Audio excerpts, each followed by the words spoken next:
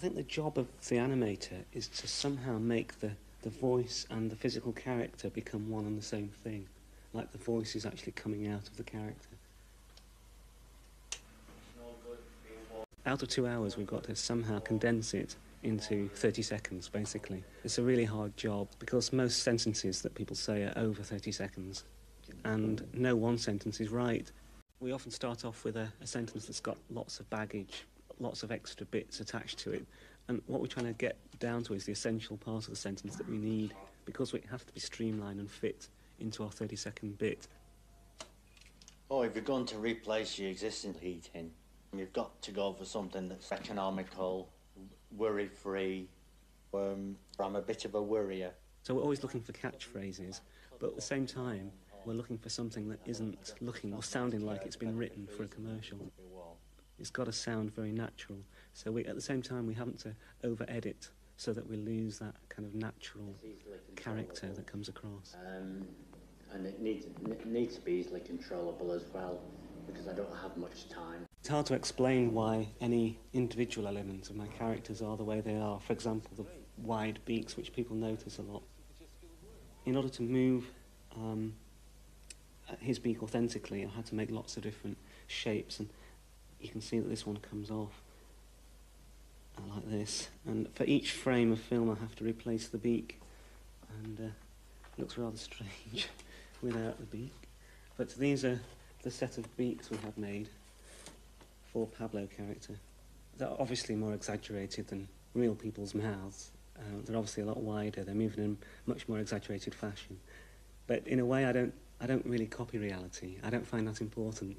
I think you can observe reality and then stylize it in order to actually emphasize reality more. An athlete like me has to be able to come in from doing a training run and be warm in all the rooms. Or because me has to be able to come in from doing a training run and be warm in all the rooms. Okay, he's just saying the at the moment, and I'm just gonna, my dope sheet tells me that the word the lasts roughly 3 or 4 frames. He's just done the main kind of the sound, and then just here, the word the kind of on the word the kind of lasts another frame or two. So I'm just going to do that one just by raising Frank's head up to make his mouth wider. Once you've got the mouth moving and it's good lip sync, the next thing then is to work on the actual gestures of the arms and the face, and in fact the whole body. And you know, because I think you speak with your whole body, not just the mouth.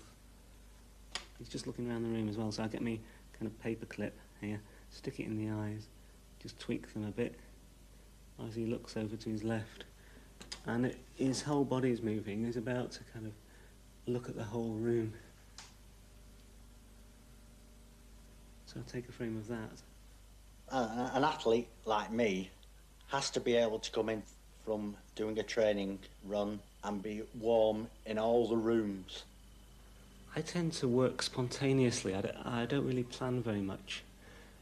I think it's partly because of the nature of these adverts, because it's somebody just kind of rambling on for 30 or 40 seconds. I think it's okay if it has this kind of spontaneous, unplanned feel about it, because that's what an interview is. You're just kind of thinking as you're talking. Have sometimes complimented me on being very smooth and slick, whereas that isn't something I've ever really aimed for at all. In fact, I find it more important to put the character across in whatever style, no matter how crude and how hand-fisted, and as long as it gets across what's basically being said or expressed, or what aspect of the story is being told at that point. Creature Comforts, the look of it is as if I've been around a zoo and interviewed the animals about what it's like to live as an inmate of a zoo. But in fact, it's actually, it's the voices of ordinary people, of members of the public that I've chosen and gone and interviewed and asked them questions about what they think about zoos, what they think about their own lifestyles, what they think about living in Britain, the food, the weather, accommodation.